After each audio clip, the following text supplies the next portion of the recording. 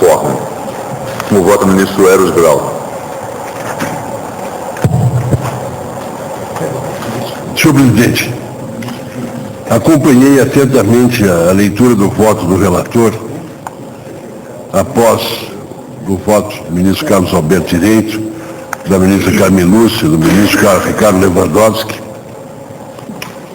O espaço de tempo que passou desde o voto do ministro Carlos Brito permitiu-nos ponderar prudentemente argumentos, bem assim o acesso a textos e esclarecimentos isentos de emoção.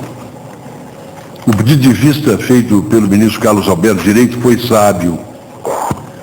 Sem esse espaço de tempo necessário ao exercício da reflexão própria à frônesis, eu não teria logrado alinhar as razões que conformam o voto que passo a formular. O tempo, senhor presidente, é indispensável ao exercício da prudência, ainda que isso incomode os interessados mais estouvados. Consumiremos na prolação de nossos votos as horas que forem necessárias ao correto desempenho do nosso ofício. Nobre ofício, senhor presidente, especialmente quando diante de matéria dotada de complexidade, qual a de que hora cogitamos. Não há nem deve haver limitação de tempo para a aprovação de votos. Estou certo de que falo nesse momento pela Corte, por toda ela, que aqui está para prestar acatamento à Constituição, e nada mais do que a Constituição. Seguramente não a comodidade de qualquer interessado. Tenho reiteradamente insistido em que o intérprete do direito não se limita a compreender textos que participam do mundo do dever ser. Há de interpretar também a realidade, os movimentos dos fatores reais do poder, compreender o momento histórico no qual as normas da Constituição e as demais infraconstitucionais são produzidas, vale dizer, compreender o momento da passagem da dimensão textual para a dimensão normativa. Forças sociais manifestaram-se intensamente, de modo mesmo impertinente algumas delas, em relação à matéria objeto da presente ação direta de inconstitucionalidade. Estou convencido de que, ao contrário do que se afirmou mais uma vez, o debate instalado ao redor do que dispõe a Lei 11.105 não opõe ciência e religião, porém religião e religião. Alguns dos que assumem o lugar de quem fala e diz pela ciência são portadores de mais certezas do que os líderes religiosos mais conspícuos. Portam-se alguns deles com arrogância que nega a própria ciência, como que supondo que todos, inclusive os que cá estão, fôssemos parvos. Como todas as academias de ciências são favoráveis às pesquisas de que ora se cuida, já está decidido. Nada mais teríamos nós a deliberar. Mesmo porque, senhor presidente, a imaginar que as impedíssemos, as pesquisas, estaríamos a opor obstáculo à cura imediata de doenças. A promessa é de que, declarada a constitucionalidade dos preceitos ora sindicados, algumas semanas ou meses após, todas as curas serão logradas. Típica indução a erro mediante artifício retórico, nos termos do artigo 171. É necessário sopitarmos as expansões de infabilidade de quem substitui a razão científica por inesgotável fé na ciência, transformando-a em expressão de fanatismo religioso. Nem seria preciso, no exercício da prudência que nos cabe, levantarmos o véu que algo oculta sob o discurso que se diz científico. Quais interesses aí se manifestam na escala que vai das patentes até o biopoder? Há um tom críptico nessas expansões? E faço uso aqui do vocábulo com toda a sua carga de ambiguidade, um tom críptico que cumpre afastarmos. A amplitude do mercado, no âmbito do qual tais interesses predominam, referiu-se há pouco o ministro Ricardo Lewandowski. Não nos iludamos. Levantado o véu que há sob ele, não obstante, é verdade, as melhores intenções de grande número dos que acompanham esse julgamento, o que há sobre ele é o mercado. A essa Corte incumbe, no caso, controlar a constitucionalidade do artigo 5º e parágrafos da Lei 11.105. Estamos, sim, preparados para decidir a esse respeito. A decisão que vier a ser aqui afirmada será conformada pelas pré-compreensões de cada um dos seus membros, cuja compreensão escapa ao âmbito da ciência. O compreender é algo existencial, consubstanciando experiência. O que se compreende, no caso da interpretação do direito, é um objeto que não pode ser conhecido independentemente de um sujeito.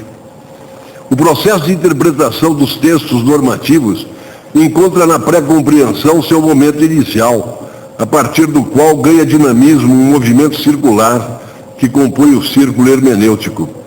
Decidiremos sobre sentimentos herdados da nossa história pessoal, sentimentos éticos e, mais ainda, em cada um de modo diverso, de ordem religiosa, para afirmar ou para negar. Porém, a fundamentação da decisão contemplada em cada voto será literalmente jurídica. Sopitamos as expansões de infalibilidade, atentos às observações de Gadamer. Toda interpretação correta tem de proteger-se contra a arbitrariedade das ocorrências e contra a limitação dos hábitos imperceptíveis do pensar, orientando seu olhar à coisa mesma, coisa que para o filólogo são textos com sentido que, por sua vez, tratam de coisas. O deixar-se determinar pela coisa mesma é, assim, a tarefa primeira, constante e última do intérprete. Protegido contra todas as arbitrariedades retóricas e as demais, de ordem múltipla e variada, especialmente as criptoeconômicas, deixo-me determinar pela matéria objeto da presente ação direta de inconstitucionalidade o direito à vida e à dignidade da pessoa humana. Artigos 1º, inciso 3 e 5º da Constituição do Brasil. O artigo 3º da Consolidação das Leis Civis e Teixeira de Freitas estabelece que, aspas, as pessoas consideram-se como nascidas apenas formadas no ventre materno. A lei lhes conserva seus direitos de sucessão para o tempo de nascimento. O novo Código Civil brasileiro define em seu artigo 2º que, aspas, a personalidade civil da pessoa começa no nascimento com vida, mas a lei põe a salvo, desde a concepção, os direitos do nascituro. A proteção ao nascituro era já assegurada pelo direito justinianeu. No Brasil, prevista nas ordenações filipinas e aponcinas, foi definitiva e expressamente consagrada no artigo 4º do Código Civil de 1916. Recorro a Clovis. Realmente, se o nascituro é considerado sujeito de direito, se a lei civil lhe confere um curador, se a lei criminal o protege, combinando penas contra a provocação do aborto, a lógica exige que se lhe reconheça o caráter de pessoa. Fecho aspas. E digo eu, o nascituro não apenas é protegido pela ordem jurídica, a sua dignidade humana preexistindo ao fato do nascimento, mas é também titular de direitos adquiridos. Diz Pontes de Miranda, no intervalo entre a concepção e o nascimento, os direitos que se constituíram têm sujeito, apenas não se sabe qual seja. Fecho aspas. Os nascituros podem receber doações, artigo 542 do Código Civil, figurar em disposições testamentárias, artigo 1799 do Código Civil, e mesmo ser adotados, artigo 1621 do Código Civil. A ele assegurados direitos, não tenho dúvida em afirmar que o nascituro vale dizer o embrião apenas formado no ventre materno. Não tenho dúvida em afirmar que o nascituro é pessoa. Como está no artigo 16 do esboço de Teixeira de Freitas, todos os entes suscetíveis de aquisição de direitos são pessoas.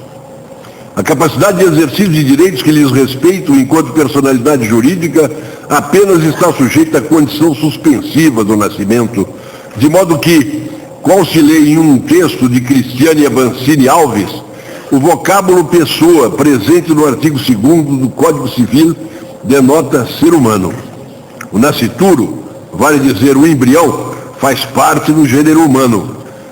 Recomende-se aos publicistas que não transitam pelo direito privado também a leitura, por exemplo, do artigo 1798 do Código Civil. Abro aspas.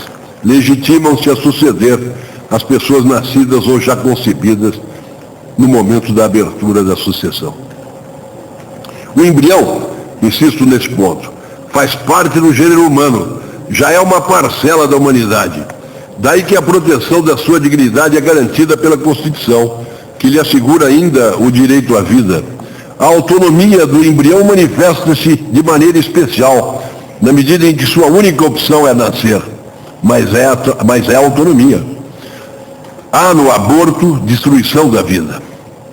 Bastam as razões que acabo de alinhar para encaminhar à conclusão que a utilização de células-tronco obtidas de embriões humanos produzidas por fertilização in vitro e não utilizados no respectivo procedimento afronta o direito à vida e à dignidade da pessoa humana.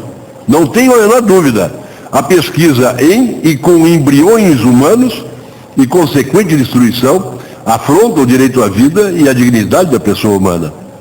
Temo, contudo, senhor presidente, que essas razões não conduzam à convicção de que os textos normativos objeto da presente ação direta sejam inconstitucionais. E me explico. O nome embrião conota, no contexto da frase que acabo de pronunciar eu, e a frase é a seguinte: a pesquisa em e com embriões humanos afronta o direito à vida e à dignidade da pessoa humana. O nome embrião conota, no contexto dessa frase, um ser em processo de desenvolvimento vital, vale dizer, um ser vivente, vida, movimento.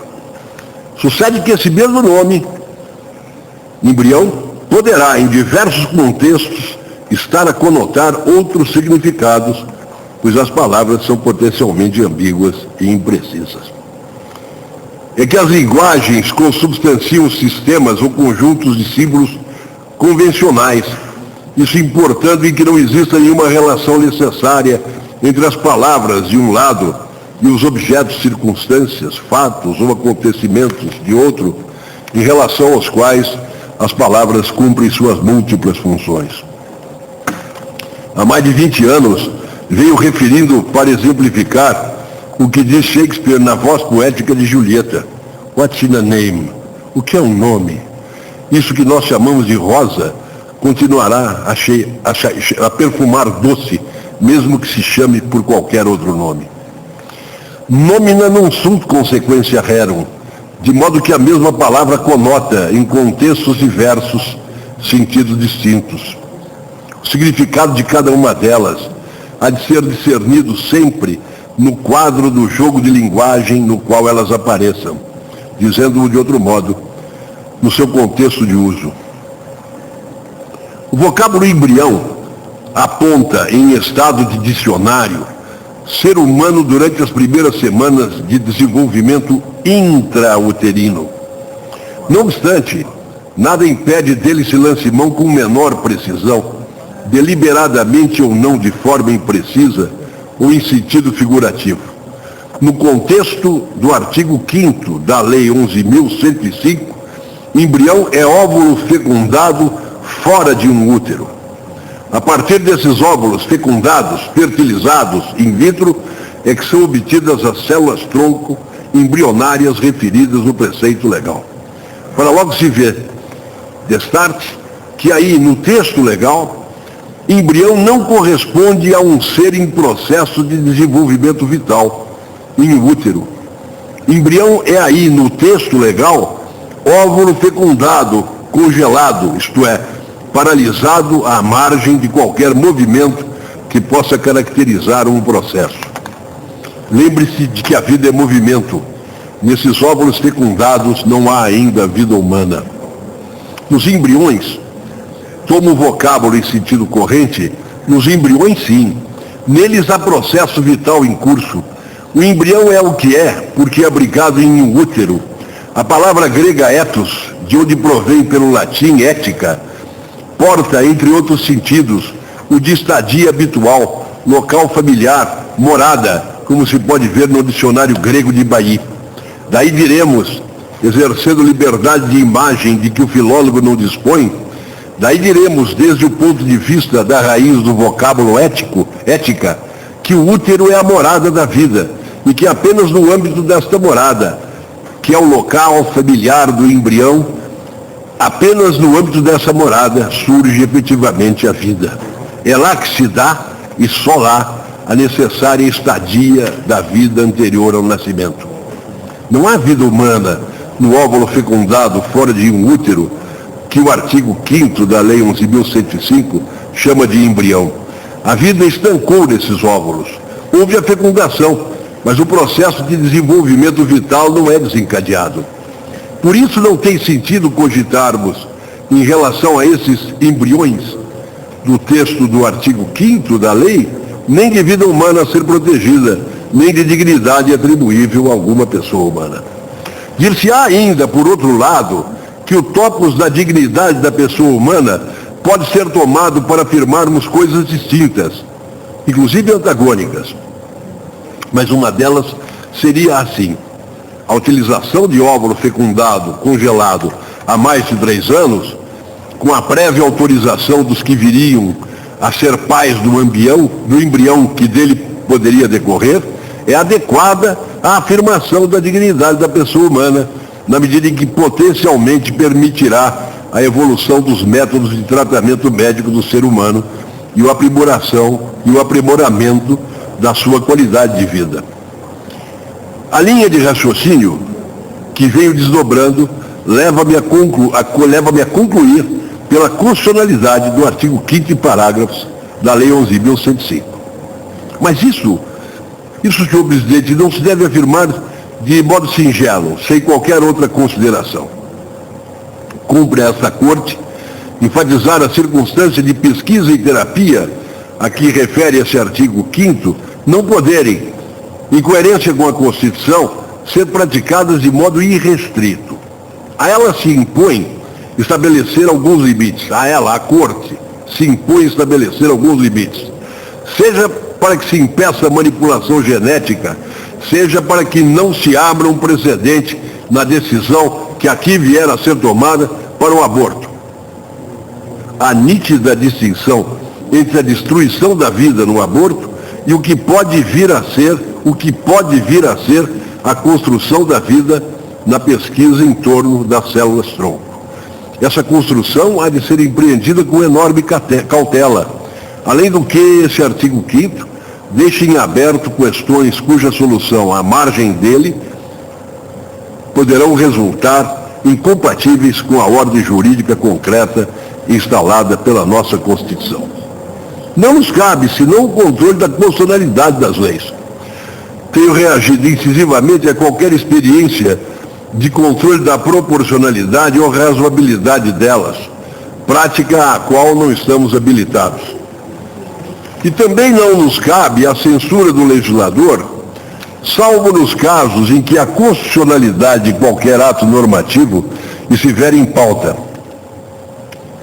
O fato, no entanto, é que a amplitude da permissão veiculada pelos preceitos que se examinam no bojo da presente ação direta de constitucionalidade, permissão concedida sob mínimas reservas, incompatibiliza-a com o bloco de constitucionalidade, repito, delineado pelo Supremo Tribunal Federal, no quanto tem decidido no conjunto de suas deliberações em termos de atribuição de força normativa à Constituição.